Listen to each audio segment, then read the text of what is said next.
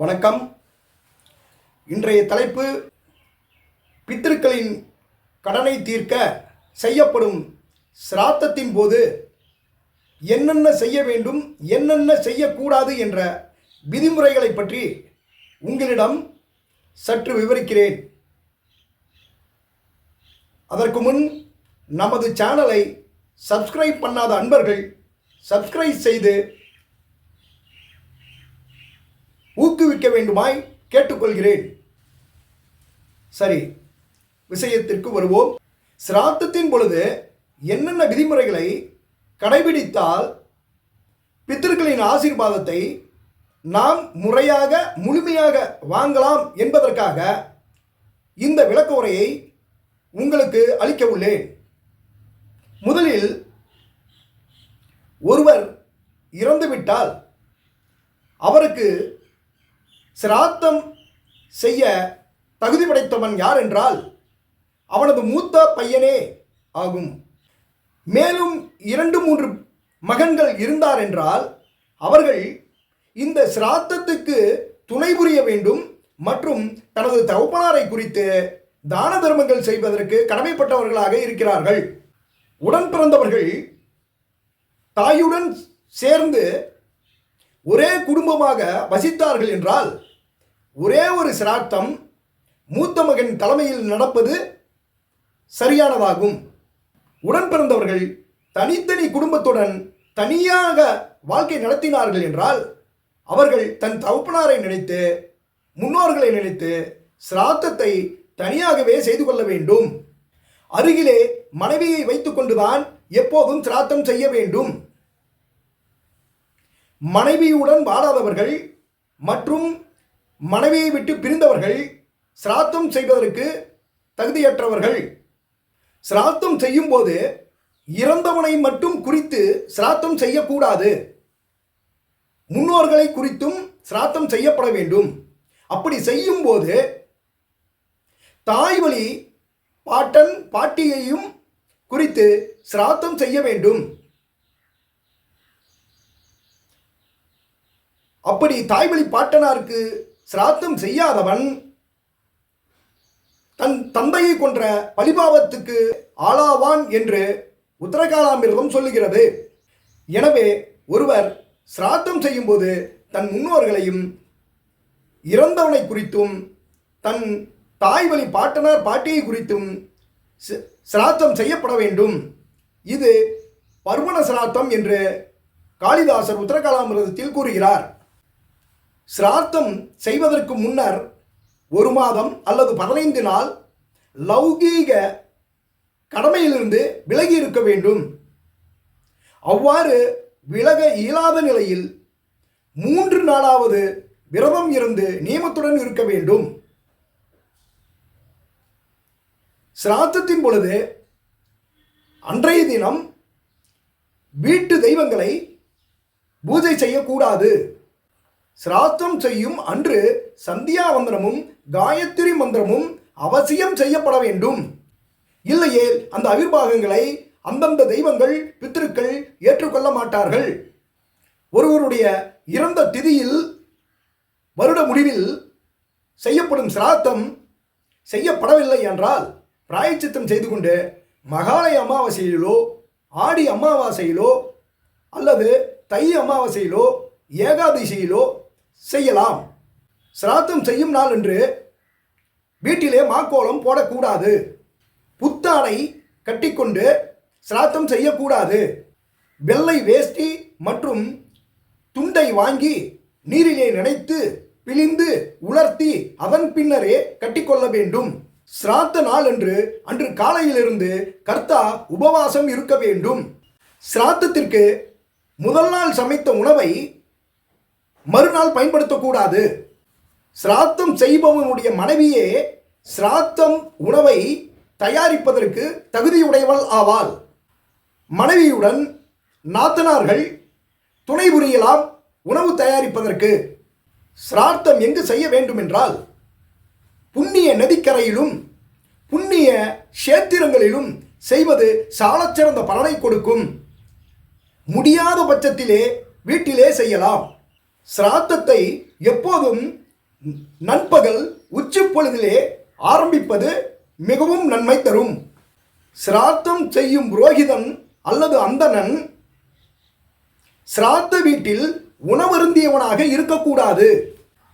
அந்த சிராத்தம் செய்யும் அந்தணனோ புரோகிதனோ முழுமையாக அந்த சிராத்த செயலை கற்றறிந்தவனாக இருக்க வேண்டும். முழுமையாக அந்த சிராத்த கர்மாவை செய்ய தெரியாத அந்தணனோ புரோகிதனோ 96 ஆண்டுகள் நரகவாசம் அடைவான். ஏனென்றால் சிரார்த்தம் செய்யும் கர்த்தாவிற்கு இந்த சிராத்த செயலை பற்றிய ஞானம் இல்லை. ஆதலால் அவனே அதற்கு முழு பொறுப்பாளியாவான்.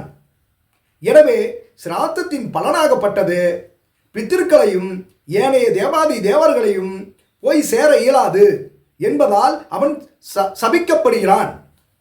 எப்போதும் சிராத்தம் செய்பவனும் செய்விக்கப்படுபவனும் ஒத்த மனநிலையில் இருப்பது அவசியம்.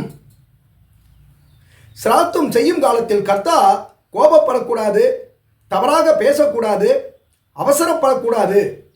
சிராத்தம் செய்யும் அன்றைய தினத்தில் அலங்காரம் செய்யக்கூடாது. சிராத்தத்தின் போது இரும்பு பொருளை உபயோகப்படுத்தக்கூடாது.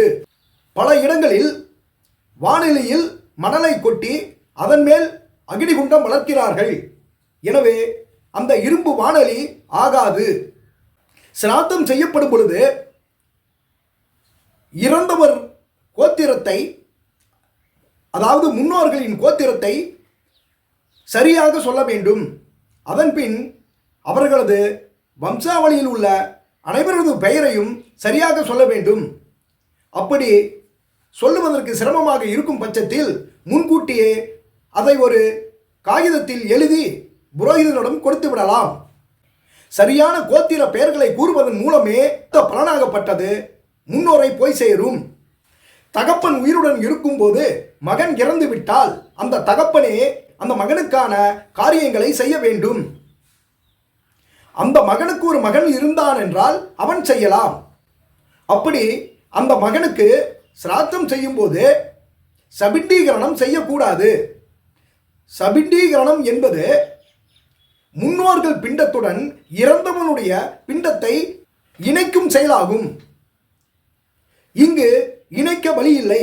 ஏனென்றால் முன்னோர்களுக்கு அடுத்து தகப்பனார் உயிருடன் இருக்கிறார். அதனால் தகப்பனாருக்கு பிறகே தகப்பனாருக்கு சபிண்டீகரணம் செய்து அதன் பிறகு மகனுக்கு சபிண்டீகரணம் செய்ய வேண்டும். சிராத்தம் செய்வதற்கு முன் எவன் ஒருவன் இறந்தானோ அவனது 11வது நாளில் விருசோர்சனம் செய்தே ஆக வேண்டும்.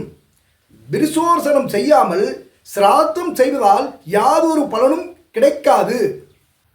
ஹோமத்திற்கு பிறகு பிண்டமிடல் நடக்கும்.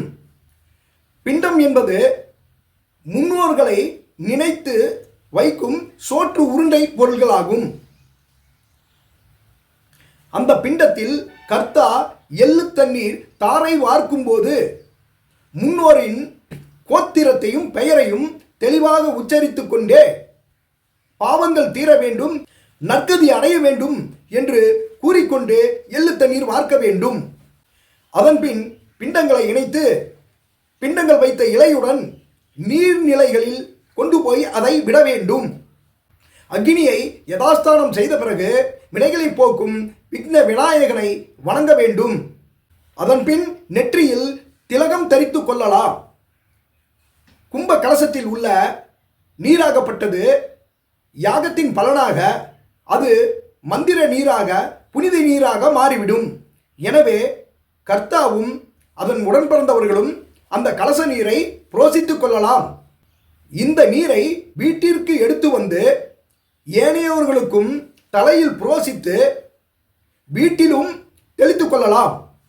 சிரார்த்த காரியங்கள் முடிந்த பின் புரோகிதனுக்கோ அல்லது அந்த அந்தணனுக்கோ காய்கறிகளையும் அரிசி பருப்பையும் தானமாக வழங்கலாம். அதன் பின் வெற்றிலை பாக்கில் அவருக்கு தட்சணை திருப்தியுடன் கொடுக்க வேண்டும். அதன் பின் புரோகிதன் அல்லது அந்த அந்தணன் காலில் விழுந்து ஆசீர்வாதம் வாங்கி பெற்றுக்கொள்ள வேண்டும்.